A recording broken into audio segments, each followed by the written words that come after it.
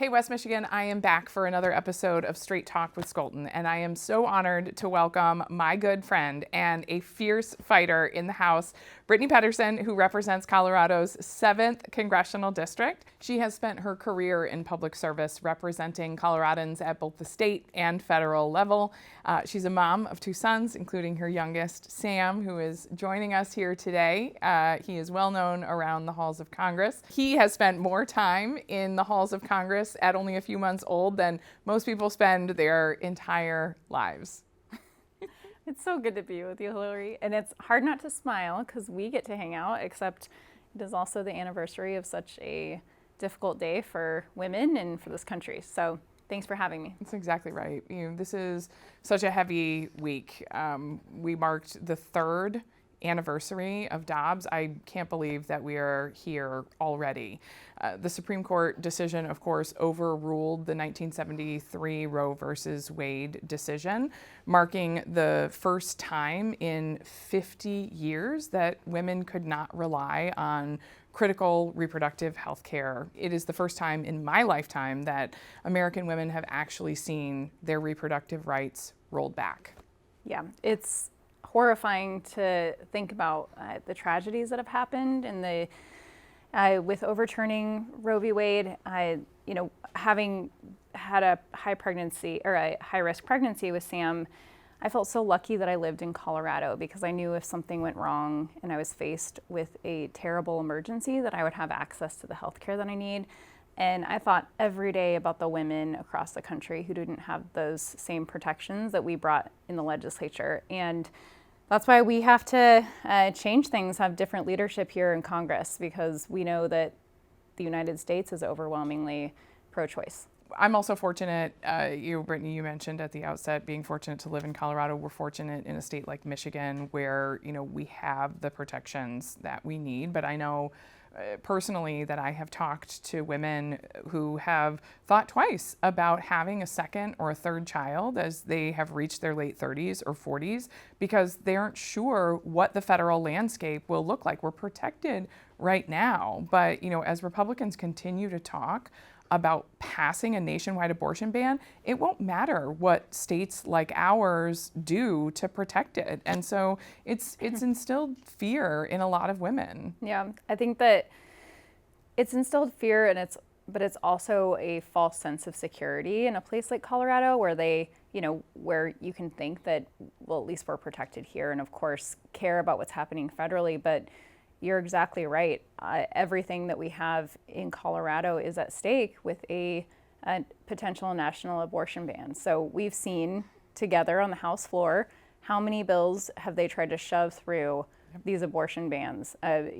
Last Congress, it was in everything that came to the floor, even military funding. Yeah. I mean, it was going after transgender individuals and going after reproductive health care every chance that they got. So we know that no state is safe. I know in Michigan, with us being, one of a few states in the Midwest that has had, that still has access to care, our hospitals and our care providers are being overwhelmed, from individuals in states like Indiana and Ohio who want to come to Michigan for care. And we're so glad that they can get what they need. But, we also are seeing, providers stretched so thin. That's what's happening in Colorado too. We're seeing much longer wait times to get care. We're seeing people burn out with the workforce because of higher need in Colorado. And when you think about that, women are having to wait longer to have access to abortion care. And only people that can afford to travel across states take that time off work. Yep. Those are the people that are able to have care. How absolutely horrifying is it for the women who can't make those trips, who can't leave work, who are being forced into an unwanted pregnancy. Yeah, and we know that in states where there are these bans, they're terrified to seek the care that, they might be entitled to get for fear that their pregnancy comes to someone's attention and, then something goes wrong and they can't get the care they need. Well, and people that are coming to Colorado that are worried about their data, them being able to find out that they went to another state to get an abortion and being held accountable in their own state, which is also terrifying when you think about that. Well, I mean, we have really seen the mortality rate rise and women's bodies in some ways being turned into mere vessels for pregnancy. There was the case of the mother in Georgia who was brain damaged, brain dead, and was forced to stay alive because she was pregnant. Discovered she was pregnant only 9 weeks when she experienced this catastrophe and was forced to remain alive because of Georgia's restrictive 6-week abortion ban. Yeah, when I read that news, it was, it's just horrifying. It's just horrific. And, you think about, as a person of faith myself as well, we think about what it means to care for the most vulnerable. And this poor mother, whose body had been broken and damaged, and the extent to which she was made to suffer because of this. It is, it's just so jarring, so shocking. I think I've heard from women who moved from Texas to live in Colorado because they didn't want to be pregnant in a state where if something happened that they wouldn't have access to the care they need. And Hillary, you've been so brave in telling your story, and I every day just being pregnant later in life, you wait for that next doctor's appointment to make sure, just anxiety every time you're going to get that next ultrasound, hitting that next, making sure that everything's okay. And even up to when I went in for my, my older person's checkup, where you have to go in twice a week to get monitored. And they said, he's not responding and his heart rate's down. You need to go to the hospital now. And that entire car ride, with just thinking about if the worst case scenario happened, that at least I know that I would be okay in Colorado. And my heart breaks for the fear that women live in. When all they want is to start a family, all they want is to have a kid, and medical tragedies happen. And people, every woman should have access to the critical care that they need. Yeah, absolutely.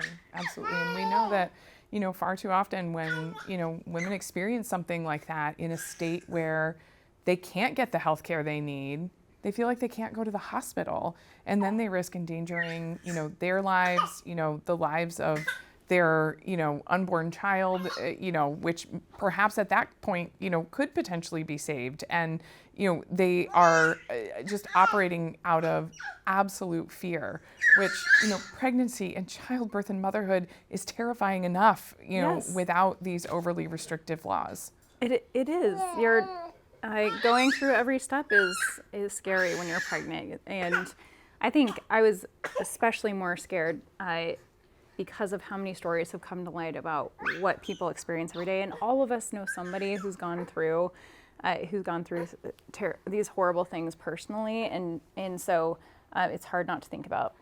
Well, the cuts to Medicaid just cannot be overstated. This is such a critical time for so many women. 2.5 million Michiganders rely on Medicaid. 1.3 million people in Colorado rely on Medicaid for their health care coverage. And when women and families don't have access to the health care they need, they become even less safe. So we're jeopardizing the health care of individuals who are already in a precarious position.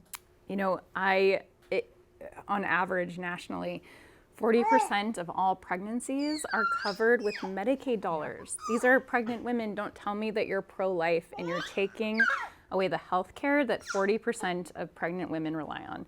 And 40% of children rely on to get the care that they need. Absolutely. And so they're dismantling our system of care, and they're defunding Planned Parenthood, which, when I was working low-wage jobs, putting myself through college, and I didn't have health insurance, that's where I went for the health care that I needed. That's where I went for my checkups and my birth control, and where they had a sliding scale option so that you could actually get the support that you need. Yeah. It is, and so they are taking that funding away that so many people across the U.S. rely on.